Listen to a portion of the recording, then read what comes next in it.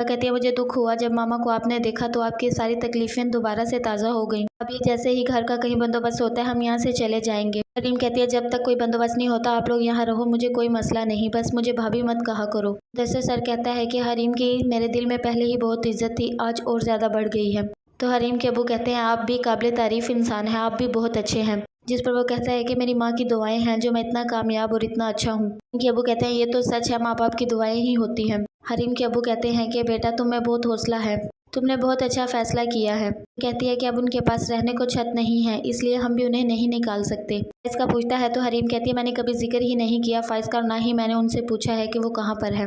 फाइज को होश आता है तो वो उसे हरीम की सारी यादें याद आ जाती हैं। डॉक्टर्स कहते हैं इनका काफ़ी खून बह गया है और इन्हें बहुत वीकनेस हो गया जिससे इनका बीपी लो रहना शुरू हो गया है। इनके घर वालों से कोई कांटेक्ट नहीं हो पाया। की माँ रोते हुए आती है और कहती है कि हॉस्पिटल से कॉल आई है, तुम्हारे पापा को अटैक हो गया है, हमें जल्द ही जाना होगा। नाश्ता बना कर लाती है और कहती है आप लोगों को आदत नहीं बनाने की, मुझे आदत है, आप नाश्ता कर लें। फिर उन्हें हॉस्पिटल लेकर आते हैं जिस पर लाइबा की माँ कहती है कि मैं इनके पास रहूंगी, मैं नहीं जाऊंगी। पुलिस वाले कहते हैं कि किसी को इजाज़त नहीं है इनके पास रुकने की, आप सब यहाँ से जाएं। और मुदस्सिर उन्हें वापस घर छोड़ने आते हैं तो हरीम कहते हैं ये चाबियाँ हैं घर का, लोग खोल लें। फाइज की माँ कहती है कि शुक्रिया आप दोनों का, आप लोगों ने हमारा इस वक्त में साथ दिया और हमें साथ लेकर गए। सर मुदस्सिर कहते हैं कि कोई बात नहीं आंटी।